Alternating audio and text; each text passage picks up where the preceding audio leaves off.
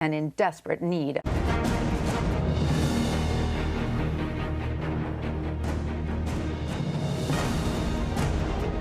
This is a CBS News Special Report. I'm Major Garrett in Washington. Good afternoon. President Biden is about to deliver remarks on the administration's decision to recommend booster shots for Americans who've received either the Pfizer or Moderna vaccines to combat the coronavirus. These third shots, we are told, will be available starting the week of September 20th. The president is also expected to announce that nursing home staffs get vaccinated or face a cutoff of federal funds. We're going to join the president in progress now from the East Room. Cases are still rising, especially among the unvaccinated. There are still 85 million Americans who are eligible to get vaccinated or remain unvaccinated and at real risk. Across the country, virtually all of the COVID-19 hospitalizations and deaths continue to be among the unvaccinated. In Alabama, more than 90% of the current hospitalizations are among the unvaccinated. In Texas, 95% of those in hospitals are unvaccinated. Right now, it's worse in states where overall vaccination rates are low. But let me be clear, even in states where the vaccination rate is high, the unvaccinated in those states are also at risk. And we're seeing cases rise as a result. Quite frankly, it's a tragedy. There are people who are dying and who will die who didn't have to. So please, if you haven't gotten vaccinated, do it now. Do it now. It could save your life, and it could save the lives of those you love. You know, and the good news is that more people are getting vaccinated. Overall, weekly new vaccinations are up more than 80% from where they were a month ago. While it can take up to 6 weeks to get fully protected after your first shot, this increased level of vaccinations is going to provide results in the weeks ahead. Just remember, we have two key ways of protecting ourselves against COVID-19. One, safe, free, and effective vaccines. And two, masks. Vaccines are the best defense, but masks are extremely helpful as well.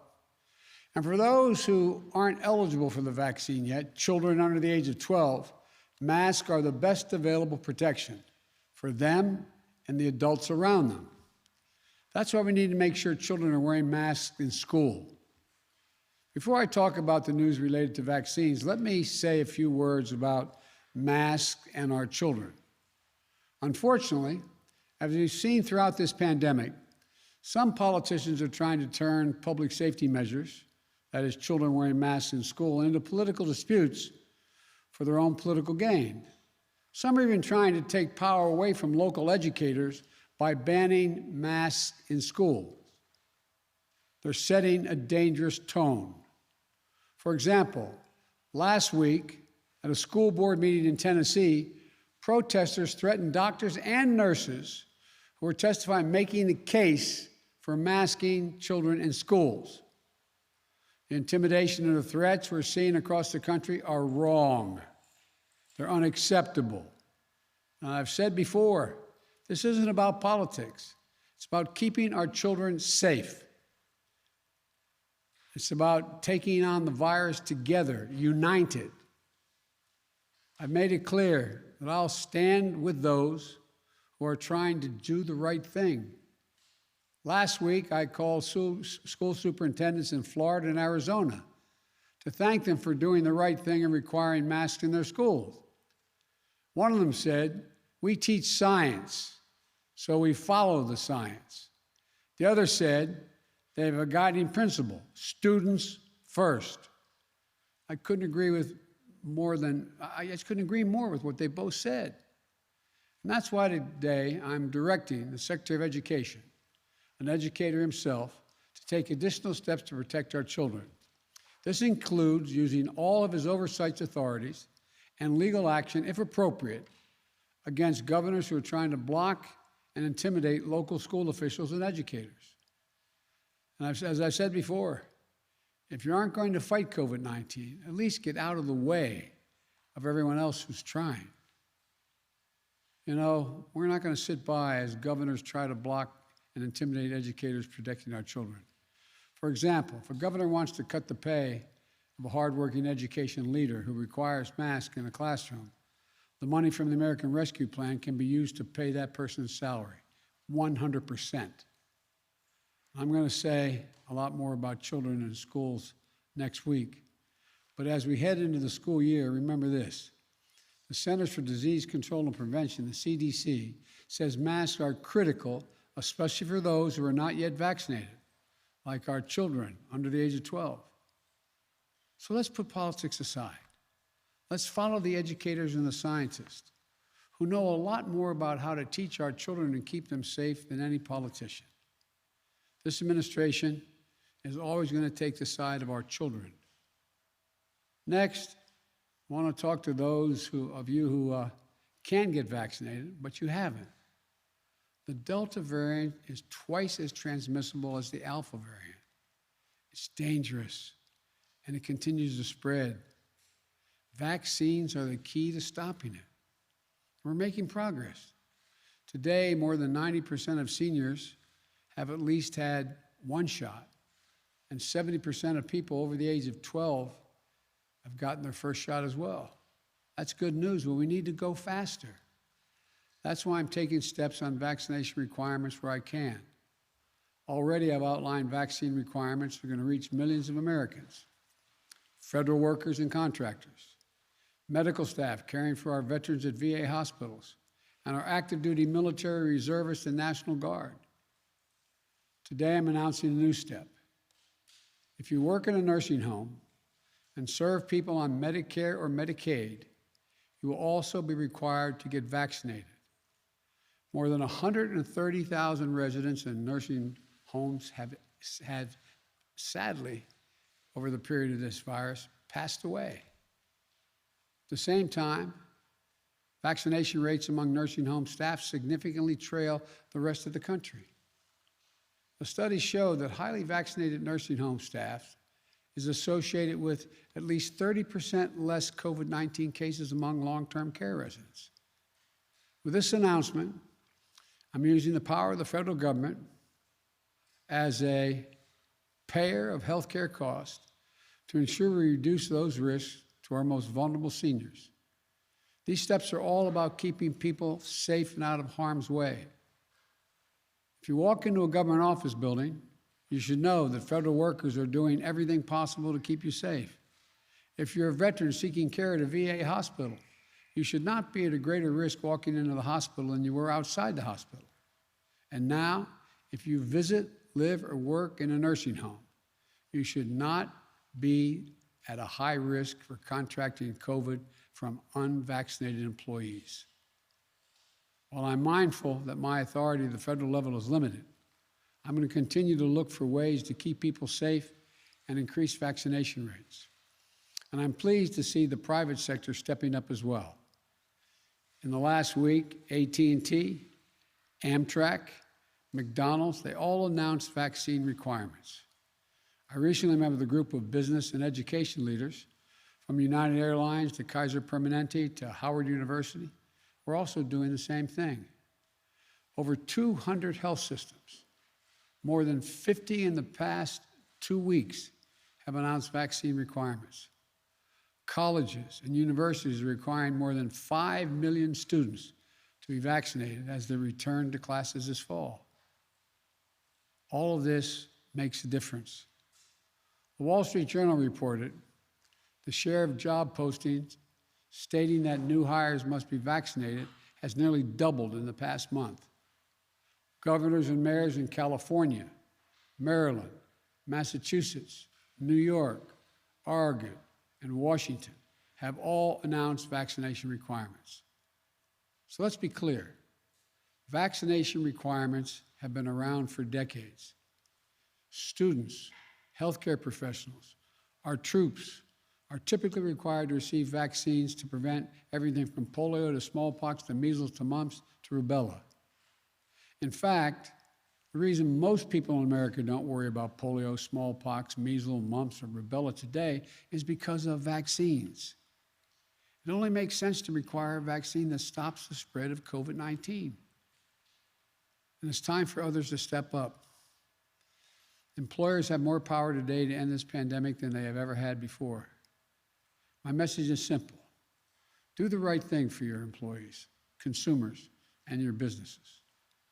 Let's remember, the key tool to keeping our economy going strong is to get people vaccinated and at work. I know that I'll have your back.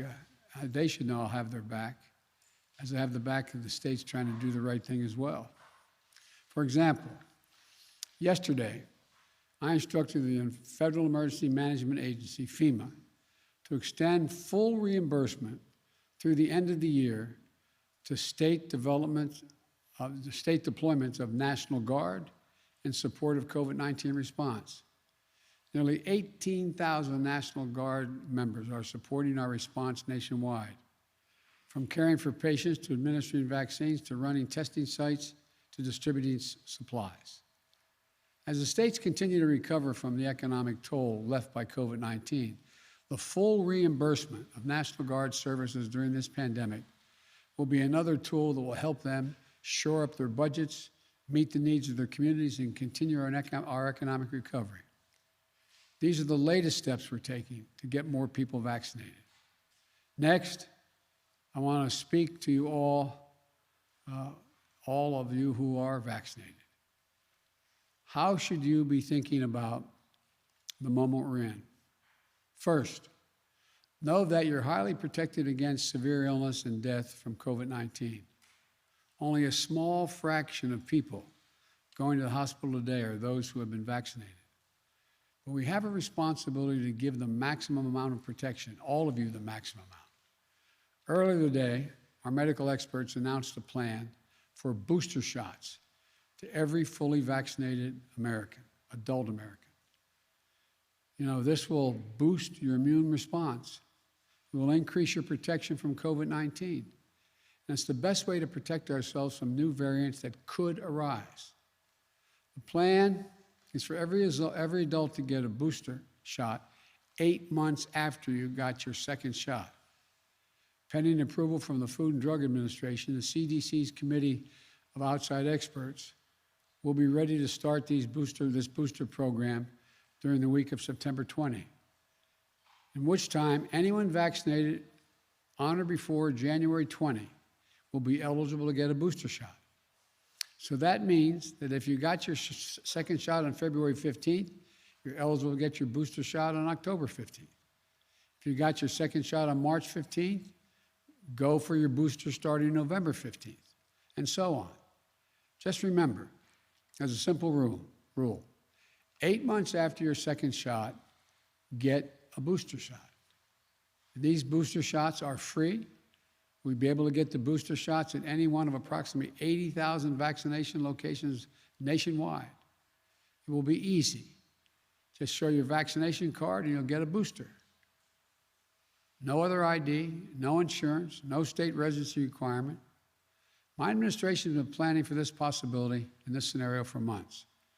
We purchased enough vaccine and vaccine supplies so that when your 8-month mark comes up, you'll be ready to get your vaccination free, that booster shot free, and we have it available. It will make you safer and for longer. And it will help us end the pandemic faster. Now, know there's some world leaders who say America shouldn't get a third shot until other countries got their first shot. I disagree. We can take care of America and help the world at the same time. In June and July, America administered 50 million shots here in the United States, and we donated 100 million shots to other countries. That means that America has donated more vaccine to other countries than every other country in the world combined. During the coming months of fall and early winter, we expect to give out another about 100,000 boosters, and the United States will donate more than 200 million additional doses to other countries. This will keep us on our way to meeting our pledge of more than 600 million vaccine donations, over $500 million. As I said before, we're going to be the arsenal of vaccines to beat this pandemic as we were the arsenal of democracy to win World War II. So let me conclude with this. The threat of the Delta virus remains real, but we are prepared. We have the tools. We can do this. So all those of you who are unvaccinated, please get vaccinated for yourself and for your loved ones, your neighborhood, and for your community. And to the rest of America, this is no time to let our guard down. We just need to finish the job with science, with facts, and with confidence. And together, as the United States of America, we'll get this done. God bless you all, and may God protect our troops. Thank you.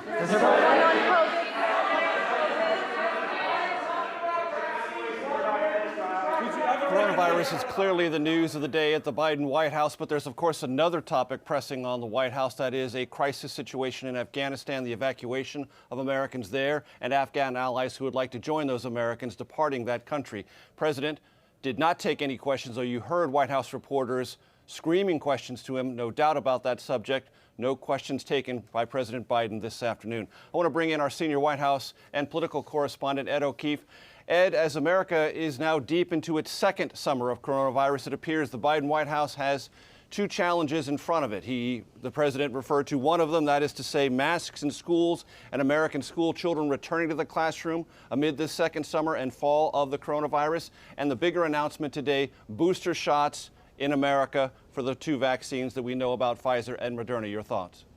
Yeah, and also addressing the global concern that the United States is hoarding too many shots at the expense of the rest of the world, saying no, more than 100 million donated so far. Americans need to get this third shot if they got the Pfizer and Moderna. And exercising the expansive, if limited, federal powers that he has at his disposal, reiterating that education funding may be diverted, legal action may be taken against Republican governors who are blocking school districts from mandating mask wearing for those young children.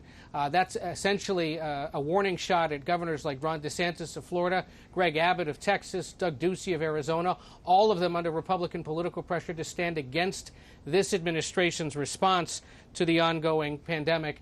And then the call for nurses in Medicare and Medicaid funded nursing homes to get vaccinated. Another example of him extending vaccine mandates to those that are paid with federal tax dollars, whether it's members of the military, VA medical center personnel, and now those receiving Medicare funding. All of it designed to boost those vaccine numbers and keep the pressure on as the Delta variant continues to spread. But as you said, dual crises at the White House. While he spent part of his day in conversation and consultation with his medical team, he spent part of the morning with the Defense Secretary, the Secretary of State, the National Security Advisor, the Vice President, discussing the situation in Afghanistan, where this afternoon Pentagon officials admit they're in a very limited mission to get Americans and eligible foreigners that can reach the Kabul airport out, and saying that they don't have the resources necessarily to go into Afghanistan to get the potentially tens of thousands of Americans who remain and the tens of thousands of Afghans who may be eligible to receive immigrant visas to get here. So dual crises at a White House.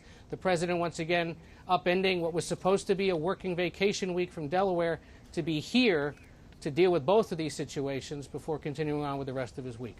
Ed O'Keefe, thank you very much from the North Lawn of the White House. I want to bring in our chief medical correspondent, Dr. Jon LaPook. Dr. LaPook, two big questions. Why this announcement on the boosters, and importantly, why now? Yeah, hi, Major. You know, a lot of people have been criticizing the CDC, saying they haven't been transparent enough about data surrounding the breakthrough infections. Well, here they are releasing 3 major studies, and the data goes up to as recent as 2 weeks ago. And I spoke to Dr. Rochelle Walensky this morning. She's the head of the CDC, of course, and she told me the big points here are that the vaccines that we have right now still offer significant protection against important infections, so hospitalization and death. But what they are seeing is that over time there's a waning of infection against less severe illness. So that'd be asymptomatic infection or mild or moderate infection. So they're trying to get ahead of the game by saying, you're okay right now in terms of the things we care about. Are you going to die or get hospitalized? But in a couple, back in September, by then, that's about a time that we think that you need to get a booster. I just a few minutes ago got off the phone with Dr. Anthony Fauci, and he said that the booster shots for the messenger RNA vaccines, that's the Moderna and the Pfizer, offer substantial increase in the amount of protective antibodies. So you put these two together, they're basically trying to be proactive instead of being reactive, get ahead of the game. So, Dr. LaPook, the president said September 20th is when this is going to start, but you know and I know American behavior around this has been, let us say, entrepreneurial, to put it mildly. Do you expect people to start running to their pharmacies right away to say, hey, where's my booster? And should they? Well, you know, I'm a practicing professor of internal medicine at NYU Langone, and I'm already getting lots of calls about that today. One of the things that Dr. Walensky said to me is, they're being proactive. They want to get the data out there, but please don't get ahead of the FDA and the CDC's advisory committee, about what to do. Of course, it's very tempting for people to say, well, I'm just going to go ahead and do it. But she's really saying, look, wait for the data, the safety data, and also the efficacy data. And I want to point out one other thing. You know, the president said today there are two major things to protect people, and that is vaccinations and masks. There are two other things, which are ventilation and filtration, so important, especially in schools, because the aerosols can float across the air just like smoke would, and virus can be in it, and over time, if there's not a good enough ventilation, it can build up and infect people. Think about cigarette smoke. If you're 20 feet away from somebody in a room, do you smell it? Yes. Well, then there could be virus there. And then the last thing is testing, because we're not doing enough testing. Billions of dollars have been allocated for the schools to be able to get more and more testing, but a lot of the school districts aren't even asking for it. If you combine home testing with school testing, I think that could be a really great way to try to get our arms around this. Very good points, one and all, Dr. Jon LaPook. As always, we thank you. We'll let you know that our coverage continues on our 24-hour streaming service, that is CBSN. You can watch it at cbsnews.com or, importantly, download our CBS News app on your cell phone or your connected TV. There will be much more on your local news and tonight on the CBS Evening News. This has been a CBS News Special Report. I'm Major Garrett in Washington. For News 24.